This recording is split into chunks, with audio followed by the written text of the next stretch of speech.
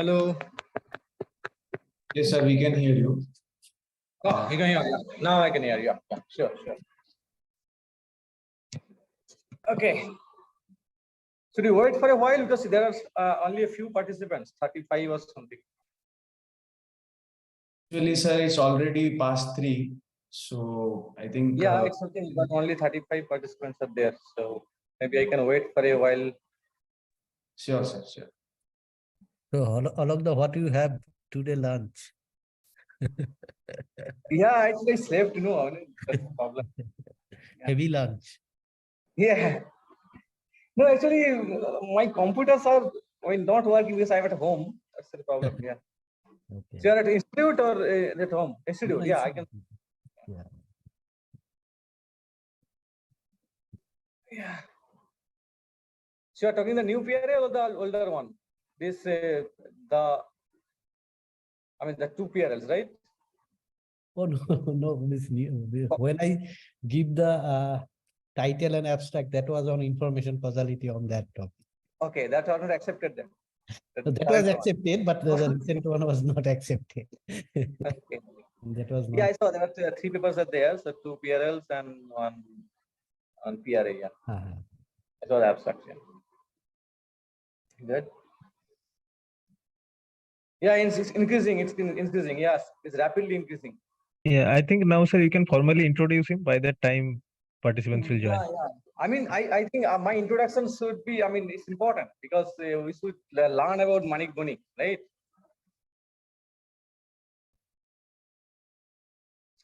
Okay, let me start then. So as it is indeed a huge pleasure to introduce Dr. Manik Banik.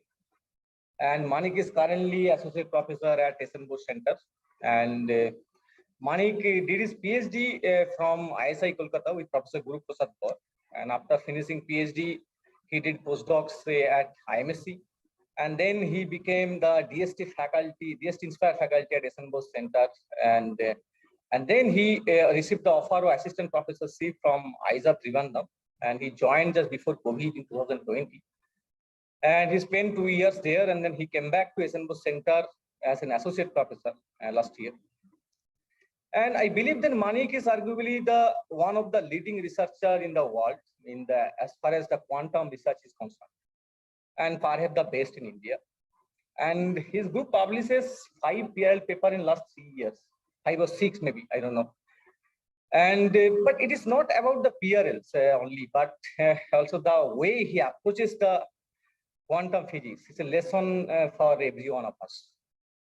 And again, the common practice we have in India, it is surprising that he never gone to PhD or postdoc for abroad for postdocs. And he's our own homegrown Desi product. And you may say that is a flag bearer of the Atmanirbhar Bharat. And that means that his career puts a strong message to the young students here who are actually listening and who are aspirant to go abroad anyhow for their PhD and for their postdoc. So I think I must stop now. And with this, I invite Manik to present his talk. Manik, you may start. Well, thank you, Alok. So Alok, personally, I know Alok. When I start my PhD, it is more than 10 years now. And I will also thank the organizer for inviting me to present our recent work. Let me share my slide. Yeah. So I hope you can see my screen. Yes. Okay. Make it bigger. Yeah, full screen. Okay. Yeah. So as you can see, I have put given the title of my talk is Composition in Physical World Perspective from Quantum Information Theory. So the style of the talk today will be, I'll try to I'll discuss something and then I'll pause for a while. If you have any question, I'll take that and then I'll go to the next part. So before going to the technical part, this is the brief introduction of our group at Bose Center at present. Presently, there are 5 PhD students, Ananya, Samrat, Ramkrishna, Shahil, and Snehashish. recently Govind was there, but recently Govind got an offer from Duke University, and last week he just moved from here. Probably within the next 1 or 2 months he will move to Duke. And we have also 2 postdoc PDFs, Dr. Mir Alimuddin and Dr. Amit Mukherjee. So as I said, the title of my talk is Compositional Aspects. And during the last few years, our group, we are trying to address several questions in these compositional aspects. Some questions are regarding foundation of composition, and some are regarding its application, mathematical structure, like that. Today, I'll mostly talk about these 2 work recently published in Physical Review Letter. So this is mostly on a structure of compositional structure of quantum mechanics, mathematical structure. Okay, so in this slide called motivation, I put a picture of Gutenberg printing press. Probably all of us will agree that it is one of the most influential invention by humankind, because it gives a way to print our knowledge, all these things. But you may ask this question, what Gutenberg printing press is doing in a physics or quantum information talk? The lesson I want to take from it, from this picture, if we look into the picture, we can see there are lots of parts. And each of the parts might not be interesting, but if you combine in a suitable manner, then it gives a very useful thing. And this reminds us the very this famous quote by Aristotle: the whole is greater than the sum of its parts. Actually, in our group also we try to practice this. So what work I am presenting to you, this is not the work by me, it is work of our whole group. It is a collective effort of the whole group. And being a senior, I am just presenting that. That's all. So composition is important, as we understand. It can give us very important things, useful things. And it is not only the Gutenberg printing press. You can see composition is everywhere. Be it is there some architecture or some machine, or you can go to in some computing machine or neural network. All these deals with nothing but suitable composition, how you can make composition useful. So at this point, we can ask, is all composition, and also we can see composition play a fundamental role when building theories. This is a picture I have taken from a paper by Lucian Hardy. This is operational GR, possibilistic, probabilistic, and quantum. So where the region of spacetime with field on it can be thought of being composed of many smaller regions joined at their boundaries. And there are lots of technical issues. I'm not going to there because field theory is not topic of my today's talk. But I want to point out that composition play a fundamental role in theory building also. But you can ask a question, is all composition possible or allowed? Now, these are some very nice picture. Actually, the picture I have taken from a famous paper by Roger Penrose along with his father L.S. Penrose. Now, if you see this figure, first one, you see each part individually is possible, but if you look as a whole, you will immediately say, no, this is not a valid composition. It is not allowed. It should not be allowed. Similarly, next one, this left-hand side bottom one, this is a figure impossibilities with more than one impossibilities. Similarly, this is called infinite sphere. These are impossible composition. This right-hand one, this infinite sphere, is also another perspective interesting. You can say, okay, it is as a static one, it is not possible, but probably if you make dynamic something, then something interesting might come. Okay, that is not, again, the topic of my today's talk. But what is the lesson from this slide?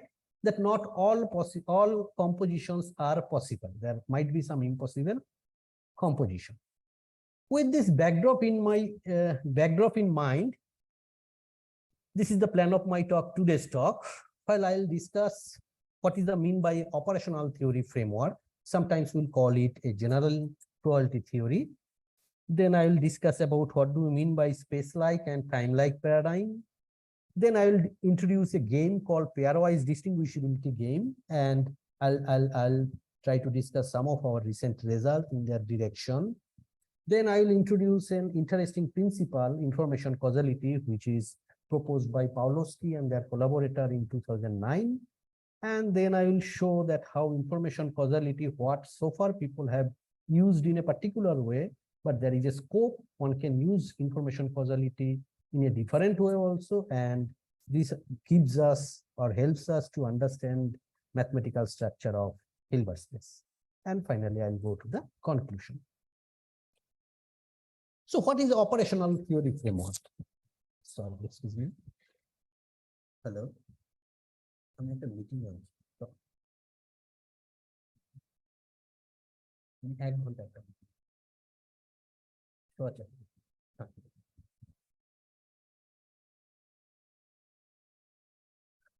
Operational theory framework. Sorry for the inconvenience. So, operational theory is the basic description of what we do in the experiment or lab. So, in lab, what we do? We prepare some system, we allow the system to evolve in time, and finally we do some measurement on the system and observe some outcome. So the operational theory is specified by these three tuples, omega, E, and T. What is omega? It's a collection of preparation, or more precisely we call it states. E is the collection of effects, which constitutes the observable, and finally T is the collection of transformation that gives the dynamical evolution. But today we will discuss within the prepare and measure setup, preparation and measurement setup. In between there is no time evolution happens. And the figure I have taken from a very well-known paper by who are doing research on quantum foundation, and among you, many of you are probably students who, when you will do research on quantum foundation, you will be get used to this paper by Harrigan and Rudolph. From their paper, I have taken this picture, prepare and measure setup. Okay, so it is an intuitive understanding. So mathematically, what is state? Or state is, or omega. Omega is the collection of state, and it has some mathematical structure. Generally, it is assumed to be convex set embedded in some real vector space. And whenever we consider an unnormalized state, then it is this convex set is generally a convex cone.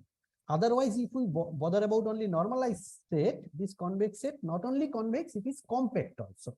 By compact means it is closed and bounded. But unnormalized set of unnormalized state, they need not to be bounded. That's why it is a convex cone in general. And sometimes in mathematically, it is easier to analyze this convex cone formalism. And what is the effect? Effect is the dual. So what does that mean? Means dual. By dual I mean an effect on a state should give me a number which is a positive number. By dual I means all those effects will satisfy this condition. For instance, we can consider a toy model like this omega. Look into this green box, rectangle or square. Sorry, it should be square actually. This green square is the set of unnormalized states. This vector in Earth means it is an Earth2 plane, but embedded in Earth3. And what is the convex cone?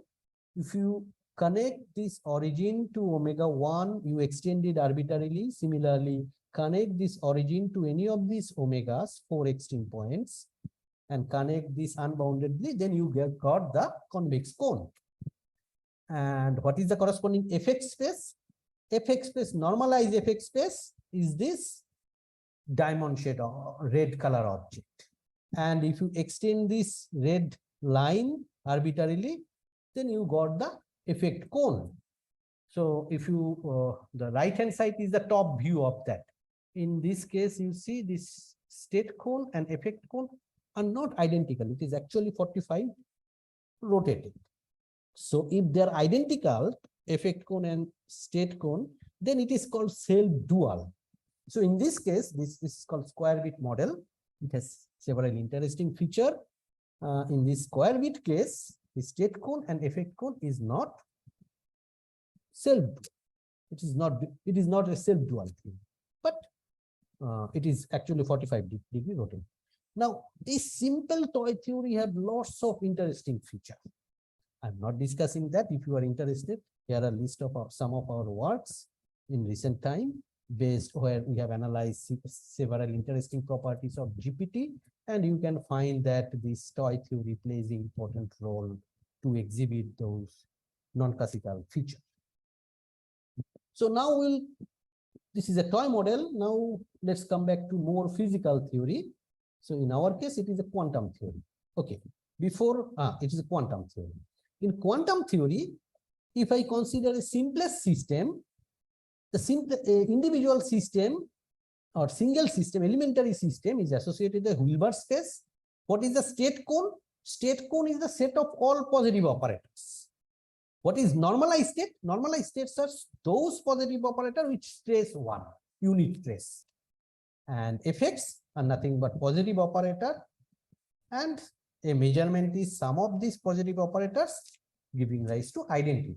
So in quantum theory, you see, if here right hand side I draw a picture, this is for H is equal to C2, means a two-dimensional quantum system, or a quantum system with 2 degrees, two distinguishable state. You can consider spin-half state or polarization kind of thing. In that case, normalized state space is R3, unit sphere in R3. So state cone is actually, you have to visualize in R4. It is one-dimensional mode. And in this case, quantum theory, it is actually self-dual. So this is the elementary quantum system. This is more general description than elementary quantum system. Now the next part is the composition. So suppose I have a quantum system, I have a physical system SA, which is specified by its tuple state space omega A, EA, and TA. Similarly, for SB, omega B, EB, and TB. Now somebody say, okay, I want to study these two systems as a whole.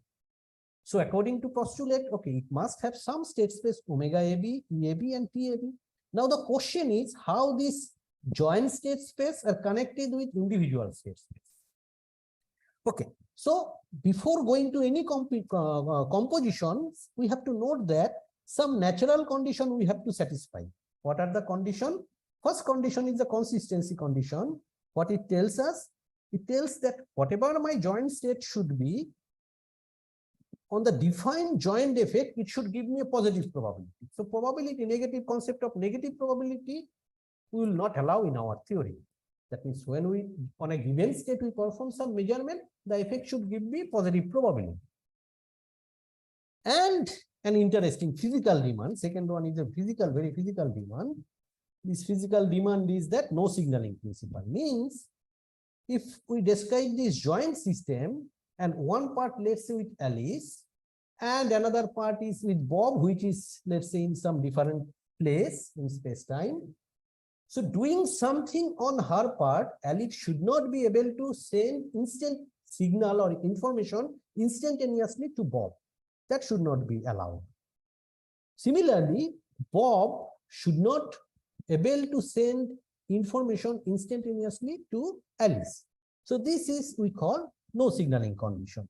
So our state space and effect space, whatever structure we assume, that should satisfy the probability obtained from this joint state and effect should satisfy the no signaling condition.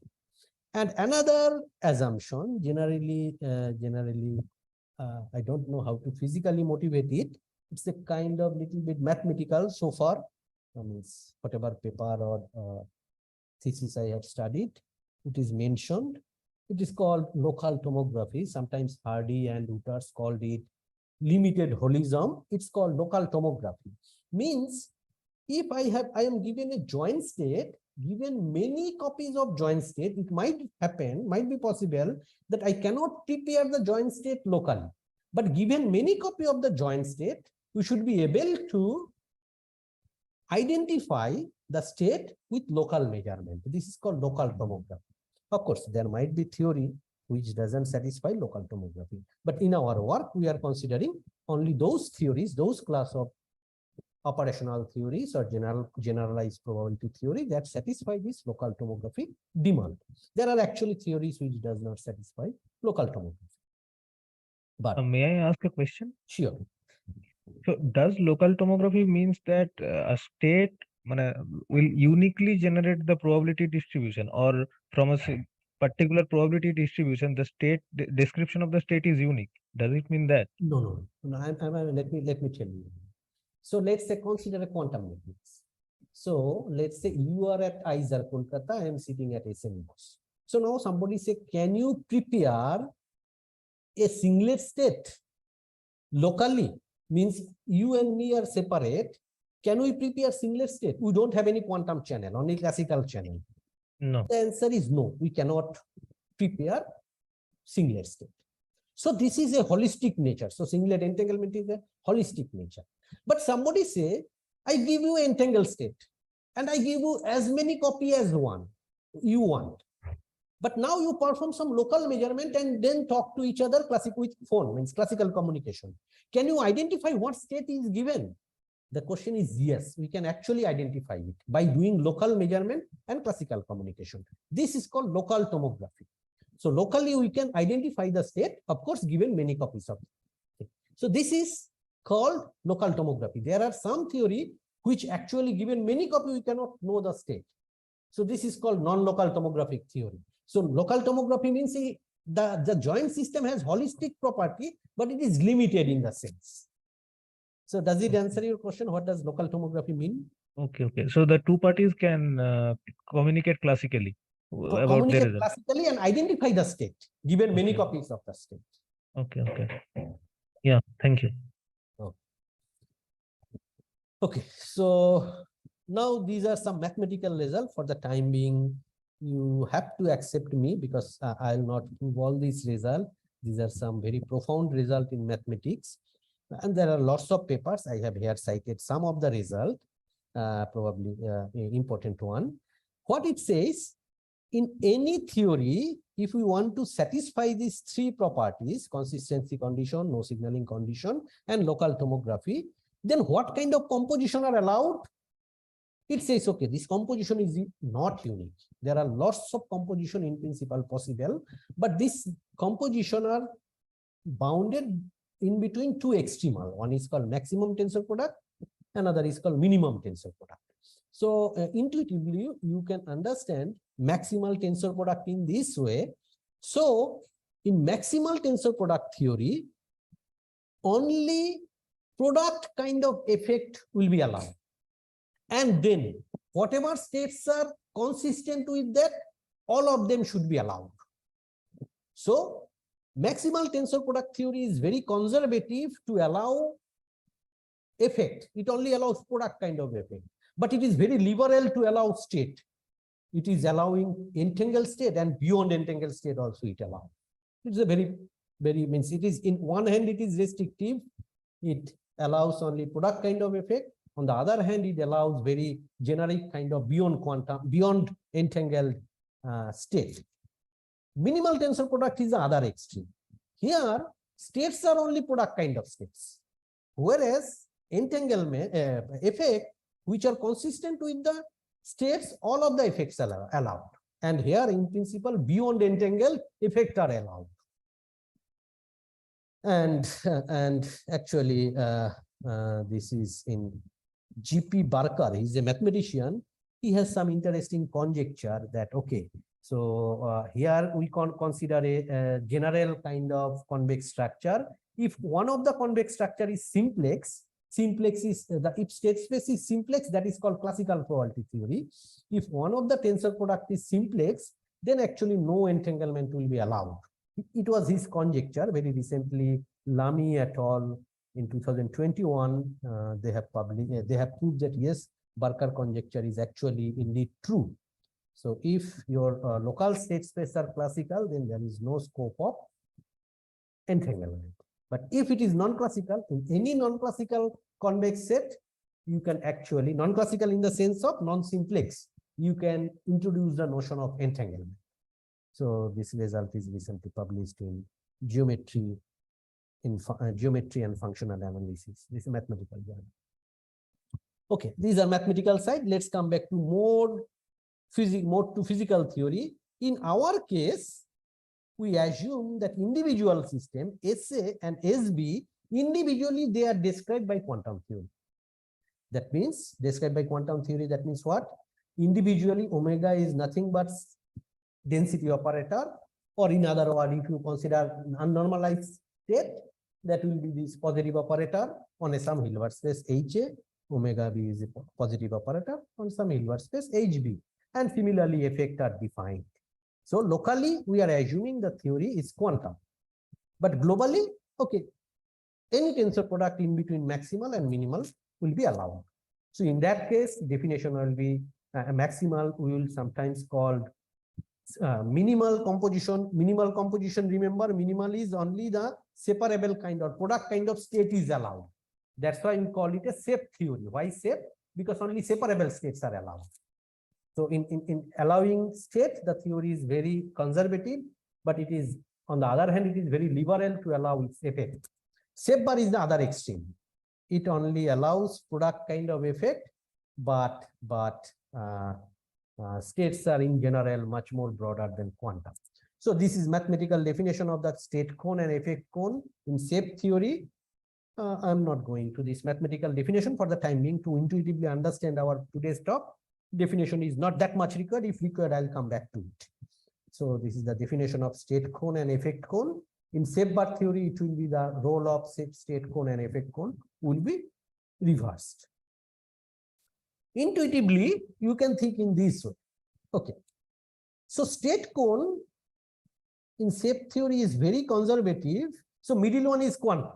In quantum case, even for composite system, state cone and effect cone are self-dual, identical. On the other hand, in safe theory, state cone is very limited, only separable states are allowed, whereas effect cone is much more broadened. On the other hand, safe bar theory, state cone is much more broadened, but effect cone is much more actually limited. And in fact, this is not all. In between, you can consider lots of new theory lying in between safe, two extremals, safe and safe bar.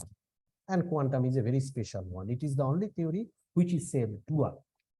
So now the question is, which composition rule should we prefer? And immediate answer is yes, quantum. Why? Because quantum is working good. Okay. That is not a probably answer we are looking for, particularly people who are trying to address this question in quantum foundation. That is not a good question. That is the answer like, okay, shut up and do calculate, because quantum is already like that. Why you are trying to further bother about? Okay, you might not be happy with this answer. I mean, some people might not be happy with that answer, and because some people are not happy, that's why this research in quantum foundation is still going on. Another answer could be, okay, quantum, you see this middle one, state and effect cone are symmetric. So symmetry is a good reason to choose this quantum composition. But okay, why symmetry? It might in nature symmetry is there, also some asymmetric fact also sometimes there in nature. So our question is more precisely, can we define, can we give a proper justification of the symmetric or self-dual structure from a more information theoretic perspective? This is our question. So before going to us, let's go back to this famous paper of Schrödinger. If I quote from his paper, he's trying to say it is rather discomforting that the theory should allow a system to be steered or pilot into one or the other type of state at the experimenter's mercy in spite of his having no access of it. Okay, what actually Schrödinger is trying to say? You see, in quantum theory, we have this entanglement. And entanglement, Schrödinger is writing this paper in 1935, and entanglement, this entanglement has peculiar feature that time already people have identified, and particularly it is identified in EPR paper, that it is something is doing, Alice is doing something on his part, and something is happening on the other part. And you see, probably Einstein and both Schrodinger, they understand using entanglement, no faster than light communication is happening. Something is happening. That's why they are also trying to find, okay, what is the language to explain it? That's why Schrodinger is introducing new language, entanglement. Okay, something has steered. But I'm sure they have understood, okay, using this, you cannot signal faster than light. So, but it was discomforting to Schrodinger. That is the important notion. So probably in his mind, Schrodinger was trying to say, okay, nature should not be that much discomforting, should not allow this discomforting phenomena. So how want to remove this discomforting phenomena? If you just postulate, okay, this is the theory for nature, that it only allows separable state. Okay, then there is no discomfort because there is no entangled state. So no EPR kind of paradox you can play. So there is no discomforting phenomena. So does in this way, can we justify, or can we answer in some sense that, okay, we can remove this discomfort by postulating this particular composition? Let us see what will happen. Okay, before going further, let us introduce this notion, the space-like correlation. Okay, by space-like correlation, what I mean, okay, this Alice and Bob, Alice is doing some performance measurement. Measurement will be denoted by a green semicircle on Alice end and Bob's end. And you see, this is in space-time diagram. So they are actually space-like separated. Now, some preparation device prepare some joint system, and one part is coming to Alice and one part is coming to Bob. And then Alice performs some measurement X on the part she receives, and Bob performs some measurement Y on the part he received. And finally, they obtain some outcome A and B, classical, all are classical index. So now we can perform this experiment many times and obtain a joint input-output probability statistics. Now we can ask this question, okay, looking into these statistics, can we make a distinction between all these different composition, what we introduced earlier? Now look into that. There is some interesting result by Barnum et al. In 2010. They said that any bipartite space-like correlation obtained in any of the composition is also achievable in quantum composition. Means whatever composition, whatever probability distribution you can achieve in any of this composition we have defined earlier, all such correlation can actually be obtained within quantum setup. So quantum system satisfying the no signaling principle therefore cannot have a beyond quantum space-like separated correlation within its description. So it might happen that some beyond quantum composition, because we have defined quantum composition and other kind of mathematical possibilities, we satisfy all the consistency demand, no signaling, local tomography, and consistency requirement. Those, let's say, those we call beyond quantum composition. Those are not quantum composition. But all those beyond quantum compositions, they doesn't gives us beyond quantum correlation. Because if they gives a beyond quantum correlation, then there is a scope that we can perform a Bell kind of test. And if we obtain, looking into this correlation, we can outcast those beyond quantum correlation. That okay, this beyond quantum correlation make a demarcation line between quantum and post-quantum composition. But that possibility is excluded due to the result by Barnum et al. And importantly, we should be careful that this result holds only true for bipartite system. This is not anymore true for multipartite systems. And after this Barnum result, there are 2-3 consecutive PRL by Yassin and other groups that who shows that for bipartite multipartite correlation, Barnum result not anymore hold.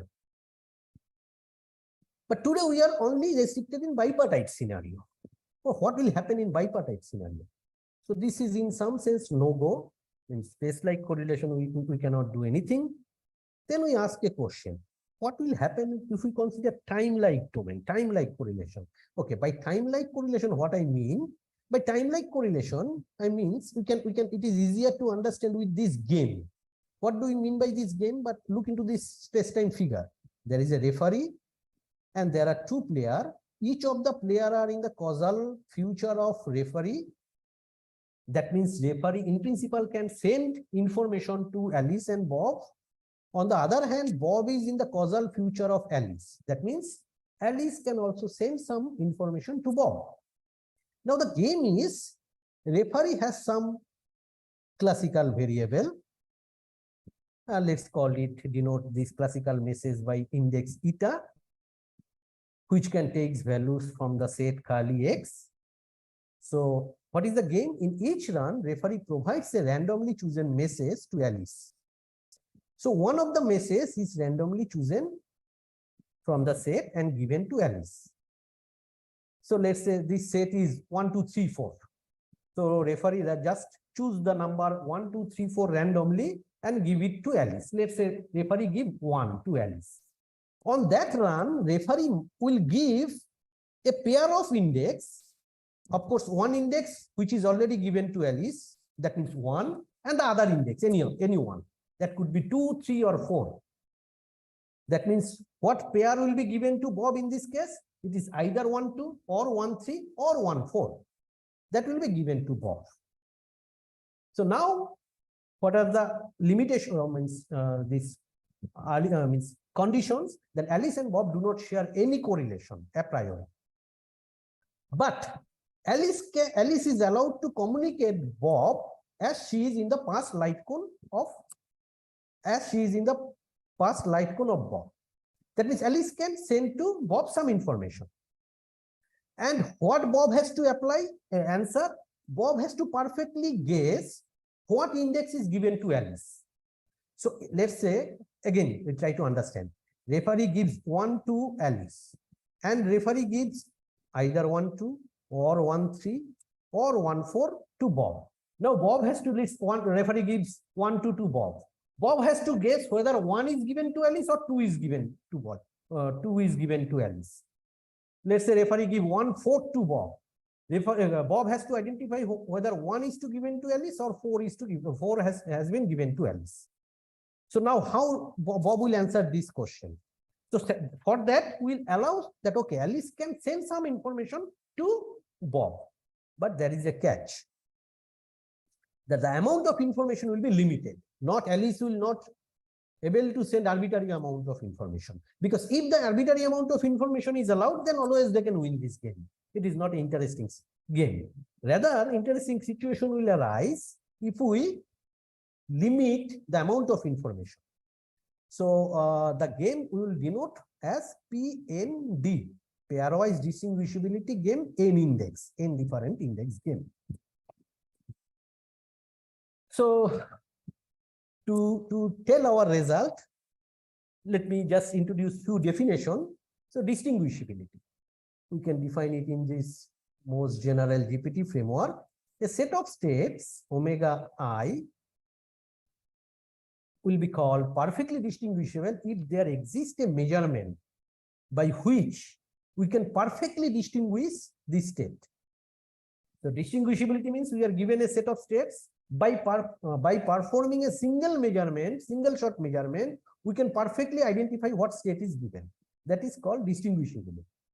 Now operational dimension, I'll say operational dimension.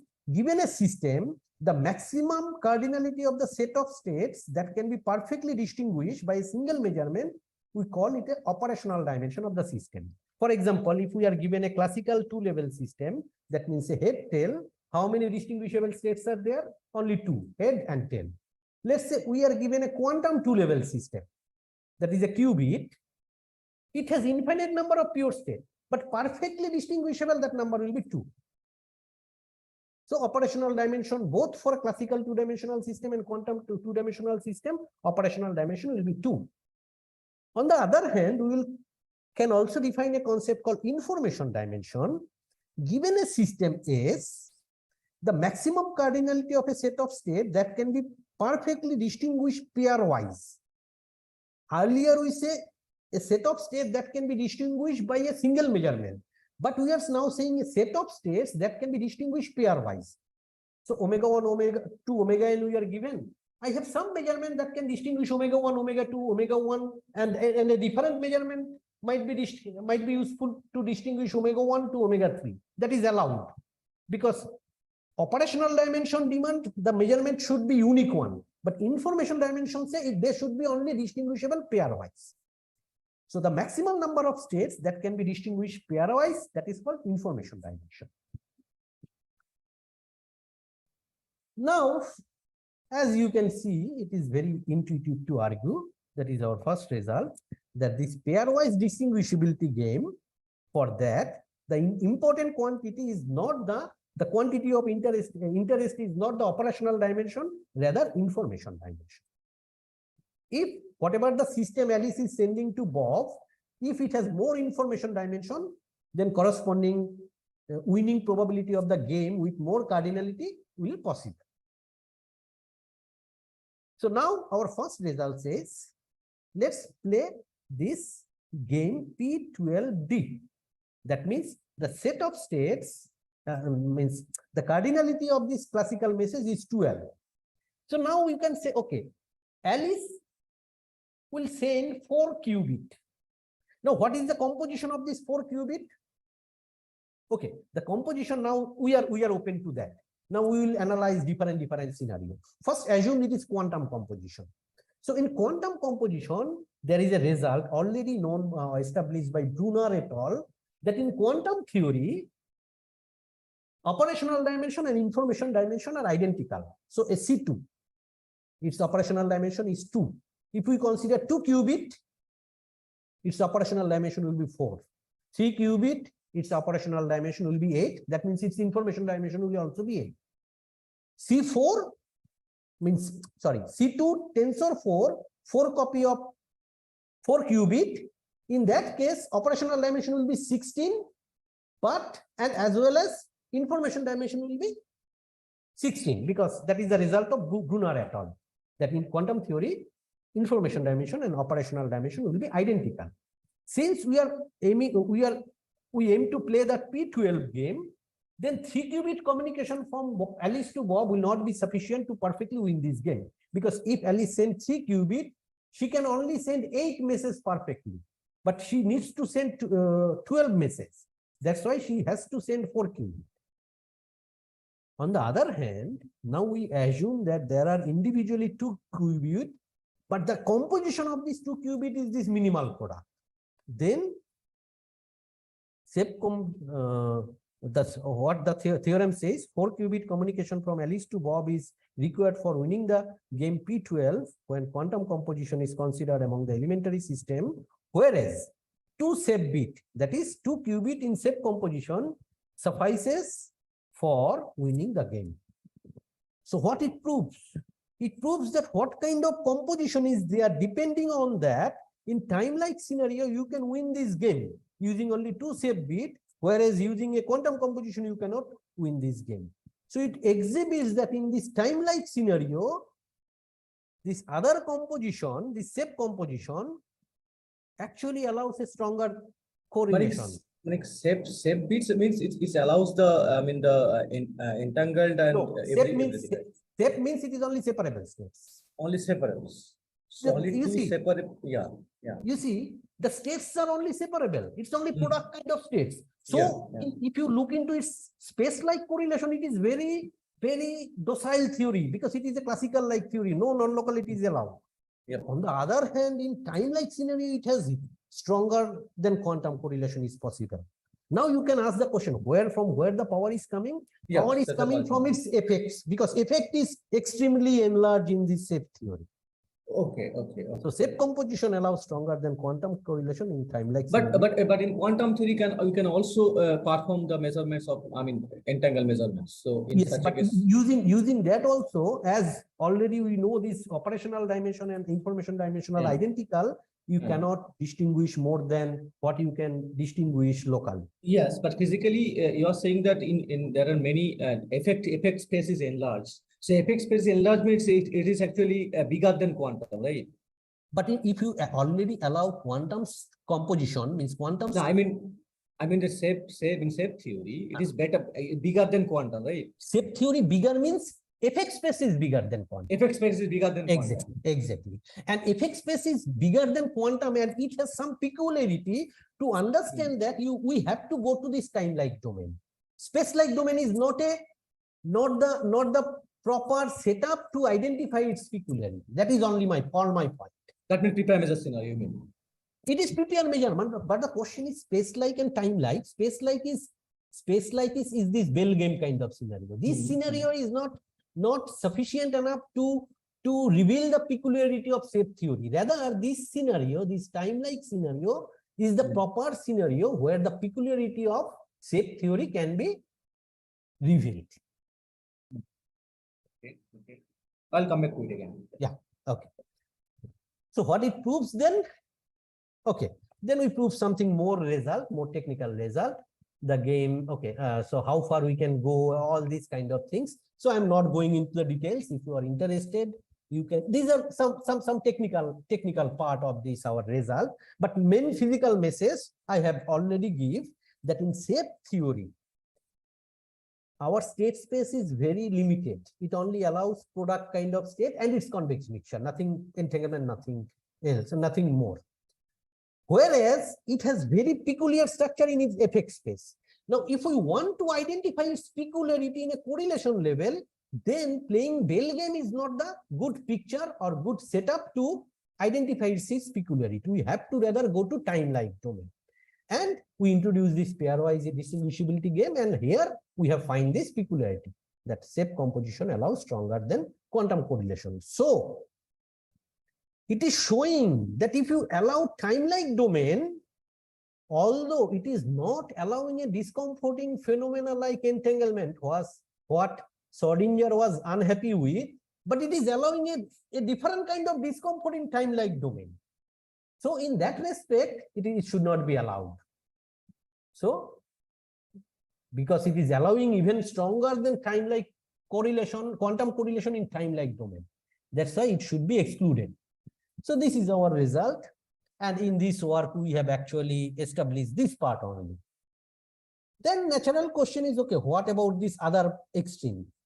The other extreme also, we have been in a consecutive paper, we have proved that yes, the similar phenomena is happening in the other extreme also. In this case, the power is coming from this extensive state space, which is much more broader than quantum. There also, you can obtain a similar kind of phenomena. So this concludes the first part of my talk. So if you have some question at this point, I can take and I can go to the next part later. So, I have a question. Yeah, sure. So, so this is pretty, maybe a naive question, but why do you think this space-like scenarios do not truly exhibit the characteristics of set theory? Yeah, I understand it. You see, in this space-like scenario, exhibiting a peculiarity at the correlation level, that is my point. Correlation is very important. Correlation is the fundamental thing what we observe in statistics. Now, in space-like scenario, what kind of measurement you are allowed to do? You are only allowed to perform product kind of measurement. And what kind of states are there? Only separable states are there. Now, if you have only separable state, then one can show the only correlation that is allowed are nothing but local correlation, which has nothing but a classical explanation. So to have a violation of Bell inequality, entanglement is necessary in this space-like scenario. That's why at the correlation level, PAB given XY, no peculiarity will emerge if you consider only set theory. Does it answer your question? Yeah. Thank you. Yeah. So okay. Manik, then in the time-like domain, you said the time-like domain, you are allowed to perform the entangled measurement, right? Yes, that is allowed. So you see time-like domain. You see from Alice sent some system to Bob. Now, what is this system? It is 2 qubit. Now, 2 qubit, what composition? That is the next question. Is it quantum composition or is it shape composition? You say, okay, I am taking a quantum composition. Yeah. Then you send two quantum system, two qubit, and what Bob can do, Bob can only perform whatever effect is allowed within quantum theory, he will perform that measurement. On the other hand, I say, okay, I assume my composition is safe composition, and what measurement Bob is allowed to perform, whatever measurement allowed in the safe theory, which is much broader than quantum, that is allowed to Bob. So Bob can perform that. You are actually taking some kind of stronger, I mean, very loosely speaking, some kind of stronger correlation than entanglement, right? No, you see, Stronger effect than, I mean, just exactly, stronger effect than entanglement. Exactly. Stronger effect than entanglement. You see, exactly. You see, your effect cone, look into this picture. Yeah, it's bigger. Yeah. This effect cone is much bigger. That's why we are getting this power. But this effect space has much bigger picture, bigger capacity that you cannot utilize in space-like domain, because space-like or that's understood. Exactly. Because a space-like system, you need to perform the local measurement, you cannot. Exactly. Yeah, So in quantum mechanics, if you perform two measurement in time like separated scenario, you do the normal composition, like the a usual composition. composition we take in quantum theory. Yeah. So what type of composition will you take to violate this thing, like to prove the theorem one? Yeah, You have to go to the technical details, I think. Yeah, that is this safe code. Yeah. Okay. You understand? Safe code, state cone is only okay. Safe theory states are only product state, but effect are all Hermitian operator which gives me positive value on the product effect. This is the definition. And it may not be a simple composition. It may be like it's very simple. You take this product effect, product states. On the product state, take set of all Hermitian operator which gives me positive probability on the product effect. This is called actually POPT. Product on means positive on product test or product states. Actually, if you want to go more mathematical, I'll suggest there is a lots of series of paper called unentangled Gleason's theorem. That will give a picture for that, what is happening actually here. Unentangled Gleason's theorem. Okay, thank you. Okay, yeah. I have a question. Like, just want to clarify that in the set theory, we have a larger set, that is the larger effective set, like the set of effects. Yes. So we have entangling effects as well. Entangling as well as more.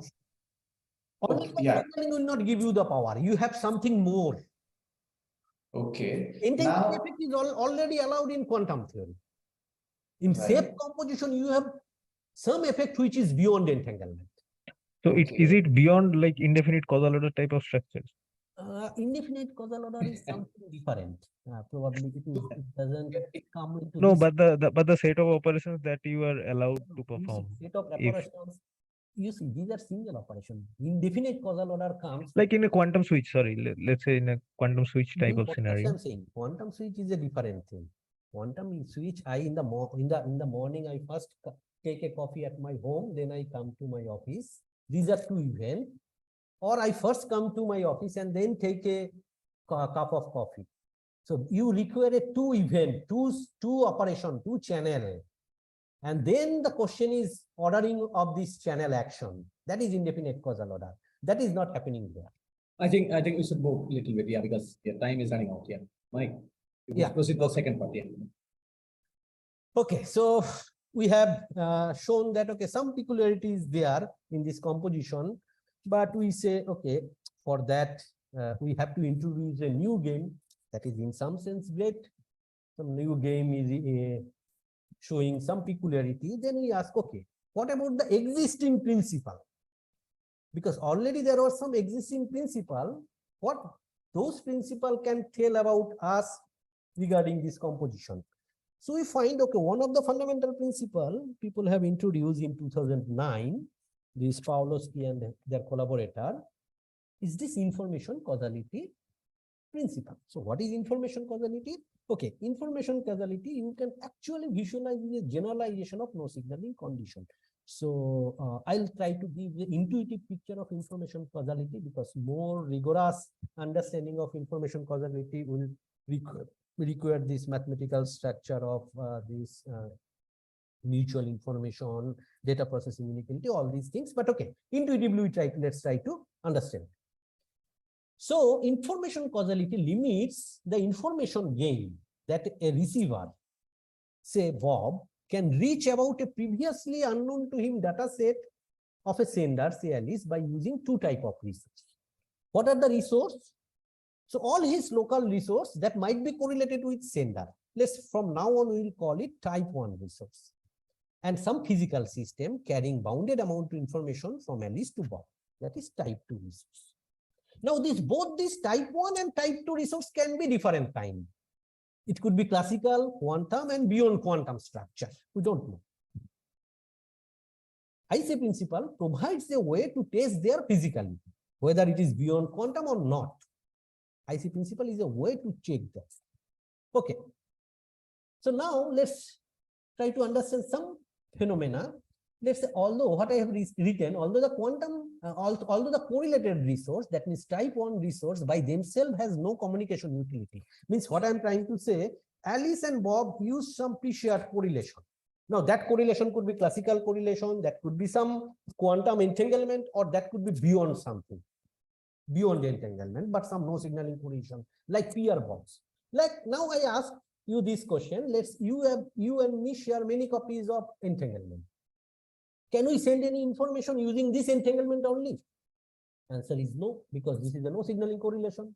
Let's you and me share many copies of peer box. Using this peer box, can you send me some information? Again, answer is no, because there are no signaling correlation. But we know that correlation can enlarge the power of communication, of a direct communication. Means, let's try to understand in this way. Okay, if somebody say, by sending a qubit, how much information you can send to me? This is a Holloway theorem. It says only 1 qubit you can send to me. But if somebody say, oh, before the sender and receiver, some pre-shared entanglement is there, then sending a qubit, how much information you can send? Then actually it is very peculiar. You can send actually 2 qubit information. This is the seminal superdense coding paper. Now you pose the question in this way. Okay. A priori between Alice and Bob, sender and receiver entanglement is allowed. Now Alice can send not qubit, rather 1 qubit information to Bob. Can Alice send more than 1 qubit information? Answer is no, because entangle doesn't allow you to send more than 1 qubit information. Information causality says, if a physical correlation is shared between Alice and Bob, then sending 1 qubit information, Alice should not be able to send more than 1 qubit information. So that's what I said. Although the correlated resource, that means type 1 resource by themselves has no communication utility, as shown in the seminal superdense coding paper, a quantum correlation, for instance, entanglement, can develop the communication capacity of a quantum channel. The power of entanglement, however, is limited in a way as it cannot enhance communication capacity of a classical channel. Principle of IC generalize this no-go. No-go means alien line no-go. That means quantum entanglement cannot enhance the communication capacity of a classical channel. Principle of IC generalize this no-go by limiting Bob information gain to be at most m bits when m classical bits are communicated by Alice to him, and he is allowed to use any of his local resources that might be correlated with Alice. Now, it can be shown that if Alice and Bob use peer box, then using m bit of information, m bit of classical information, Alice can actually send more information. That's why it should not, peer should be treated as unphysical. So in other words, what IC is trying to show? IC is trying to show that this type 2 resources to be classical means whatever communication is sent, that is only classical. So in essence, restricting the type 2 resources to be classical, the principle discards some type 1 resources and unphysical. So you keep type 2 resource, that means communication from Alice to Bob to classical. Now you vary the type 1 resource, the correlation, and show some of the correlation in unphysical. Now we ask this question, what will happen if we reverse the scenario? That means we say, make the type 1 resources classical. Means Alice and Bob share only classical correlation. But allow Alice to send Bob different system. Some classical system, some quantum system, or some beyond quantum system. Will it be able to, in this scenario, will IC will be able to discard some unphysical correlation or unphysical composition? We actually show that yes, it actually can. So this is the information causality scenario we are considering. It is same RAC game. So Alice, the type 1 resource we fix to classical, but type 2 resources can be quantum, classical, or beyond quantum. Original IC paper, the scenario is the reverse. They consider type 2 resource to be classical, where they vary the type 1 resource to be classical, quantum, and beyond quantum. So what are our first result? We show that this minimal tensor product composition of 2 elementary quantum violates the IC principle. So this is the protocol. I'm not going into the details how to show this violation. That requires this defining this mutual information kind of quantity, and you have to consider a 3-2 RAC game, and you can show that okay, this if IC should be restricted or satisfied, the quantity should be bounded by 2, whereas in minimal tensor product theory, one can violate this bound 2, one can go up to obtain 2.19, which indicates a violation of information causality. And this listed the corresponding Alice's encoding strategy as well as Bob decoding strategy. Again, all these decoding strategy, encoding strategy, look into Alice encoding strategy as we are considering minimal tensor product composition, that means shape composition. You can only use product state because that is only available to you. Whereas for effect, you are allowed to use beyond quantum effect that has been used. That actually gives the violation of information causality. And then in second theorem, we actually prove that the other composition, maximal tensor product composition, that also violates information causality. In that case, you are only allowed to use separable kind of measurement, whereas your encoding state can be beyond quantum state, which is POPT state, and you can obtain this I3, means corresponding mutual information bound 3, which should be bounded by 2 if it has to satisfy information causality. So it shows that both this extremal correlation violates this information causality. Now, what about the in-between? Okay, that we could not prove in our paper, but we believe suitable means if one can apply suitably information causality, it has potentiality to show unphysicality, all those correlations. So there is a physical reasoning, or at least information theoretic ground why we should choose this self-dual structure when individual systems are assumed to be quantum. So that's all that what I said in this slide. With that, I stop here, and if you have any question or comment, I'll be happy to take. Thank you, Manik, for this excellent talk. And we're now open for more questions. We already asked a few. Hello. Yeah, go ahead. Manik, you just said that there were so these two theories violate the IC bound, right? Like gives us greater than 2. Yes. So what is the maximum we can achieve using quantum? Like, is there a tighter bound than 2? No, 2. If it is 2, means if the theory satisfy information causality, the particular quantity I3 quantity must be bounded by 2. Yeah, but you see that's the problem. Now you can ask me the question, okay, is it the necessary and sufficient condition of information causality? No, that we cannot say. It is only a necessary condition. Its violation tells the theory is violating IC. If it's satisfied, we cannot say anything. And it is, if you go to, that's why saying that information causality, what is the necessary and sufficient condition, nobody knows. And probably it is very difficult. Means if you go through the paper, you will understand the principle is defined in such a way, it is very difficult to find the necessary and sufficient condition of IC. It is very difficult because information causality principle wise, it is much broader. We are considering a particular scenario, 3 to RAC scenario. One can come up with lots of RAC kind of scenario or beyond RAC kind of scenario. There also information causality holds, should be hold true. That's why necessary and sufficient condition of IC, that is much difficult question. So Manik, in information causality, you said that they change. You reverse their scenario. This classical type on resources. We have reversed the scenario.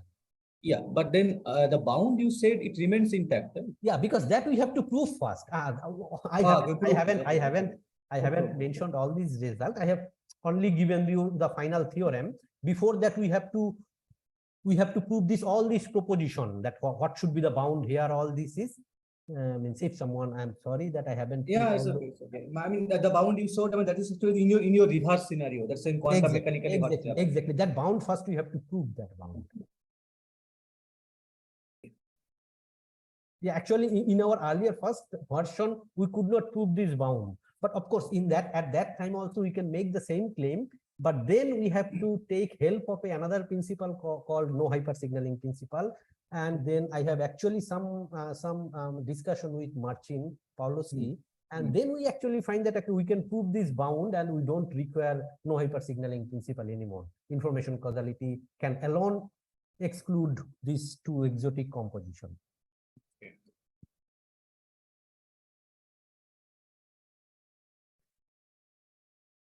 Is there any more question?